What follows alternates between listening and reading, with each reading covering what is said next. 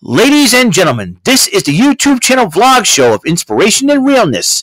Also, this is the YouTube channel vlog show of positivity, personality, and fun.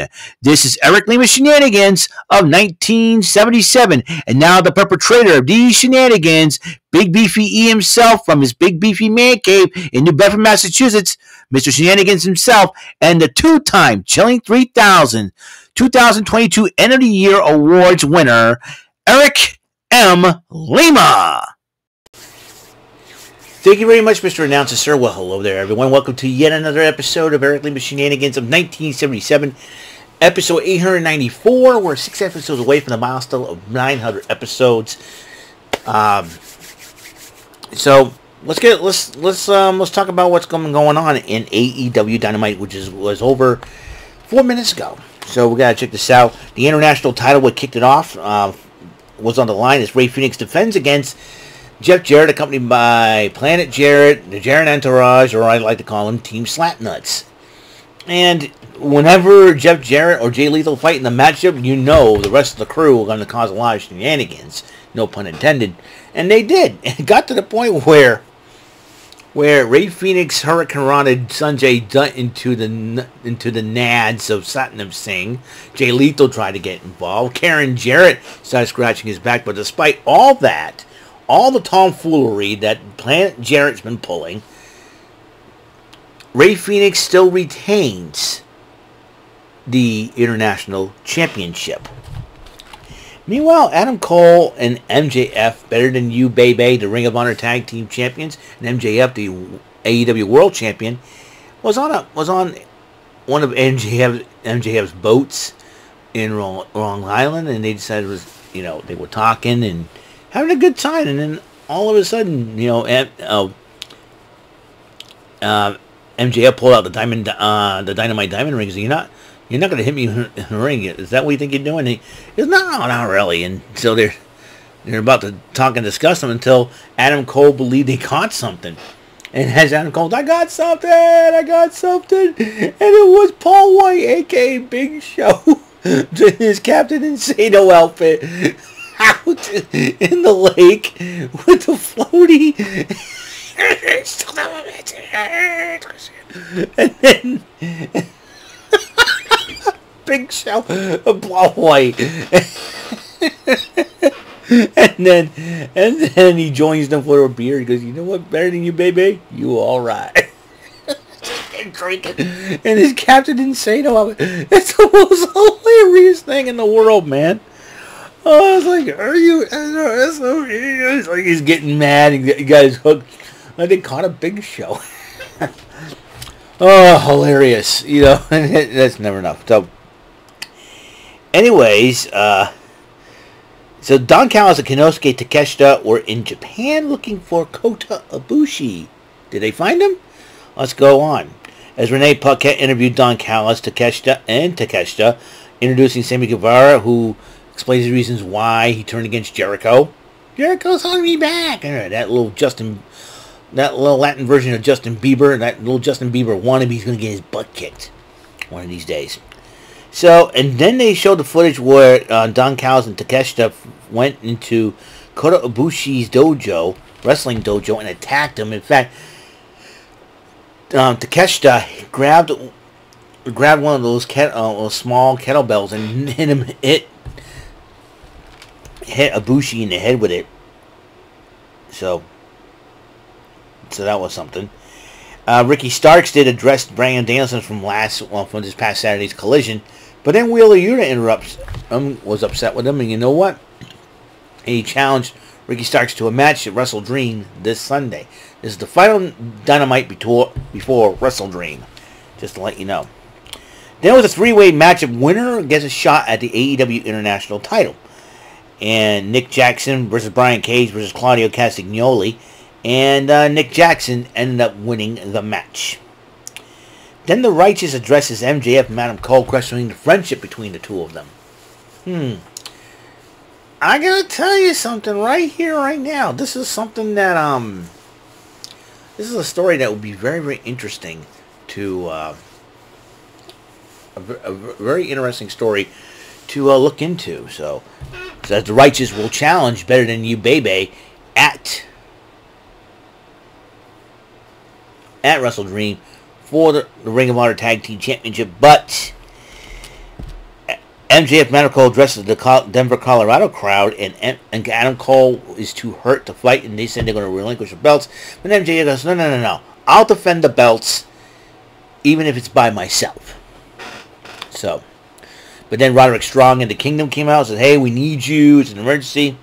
So, and then MJF goes, you know what? He's your friend too. Be with him. All right. So, see what he wants. So I said, okay, you sure? I'm sure. But then, and as he was about to talk to the Denver crowd, MJF was interrupted by Bullet Club Gold, mainly Switchblade Jay White. Jay White says, he's one of the best. He wants to prove it. And not only that, though, he wants to be the AEW champion. He's challenged MJF. And MJF retorted back. And then,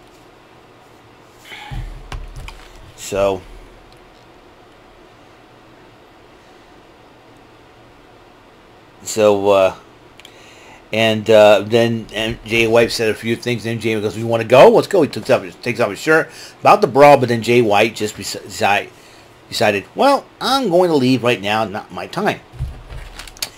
So Jim Ross had a sit-down interview with Darby Allin, Christian Cage, and Christian Cage once again. Let's bring all your family. We can't bring this family member. He's dead. And like, oh, shut up with the dead. If you're obsessed with dead people so much, Christian Cage, why don't you go back to WWE and face The Undertaker, you goomball? Call him out. Call him out of retirement. Jeepers. Christian Cage likes to run his mouth about dead people. And Darby Allin goes, and Darby Allin's a little upset because he said, oh, you're hiding behind that face paint. And he goes, I don't need to hide behind face paint. I'm going to kick your butt and take my title back. So, that will be something else. Then the four-way match, Orange Cassidy, Austin Gunn, Penta El Zero Miedo, and Matt Jackson, which is this is half of the fatal four-way to determine the number one contender for the AEW Tag Team titles and the winning team. So 3 of the 4 teams are former tag team champions, and those 3 teams are all brother teams. That's I think another thing that Excalibur decided not to omit. But then Orange Cassidy, though, won the matchup to carry the momentum for his team,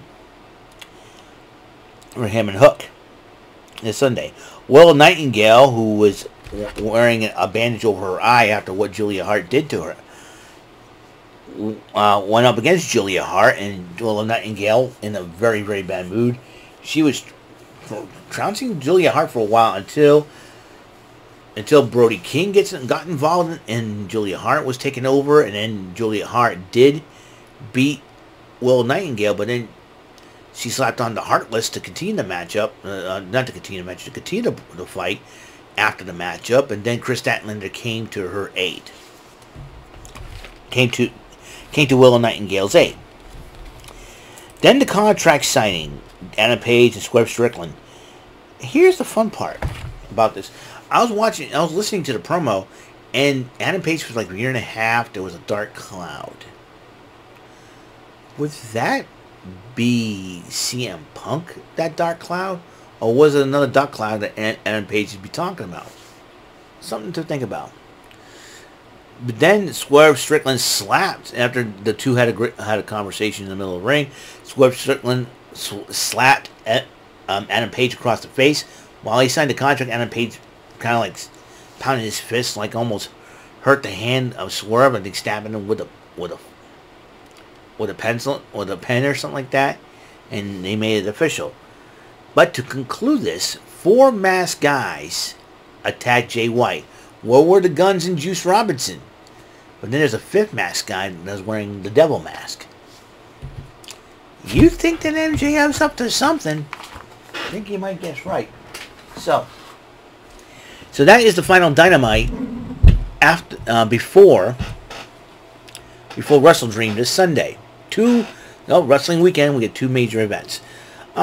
Just to let you know, I'm no longer going to be using PieZap to make my YouTube thumbnails. I have decided to call on PixArt to do that, and that's what I am going to do. And it is part of my YouTube Not, I mean, it's part of my computer now. Downloaded as one of the apps for my PC, so I'm excited about that. So that's all the time we have on this show. Just to let you know, episode 894 is complete. Tomorrow I got I got Dugout Crew podcast at 3. Got Rant and Rave at 8. A lot of things change. A lot of things change, and a lot of things happen. So until the next episode comes rolling around, Mr. Announcer, take us home. That is all for today's episode of the show. This is Mr. Lima speaking for Eric Lima Shenanigans of 1977. A Big Beefy E, do it for Bob Saget production. And in association with A Sweet Bowl for Raving Dingleberries Telepictures and Distribution.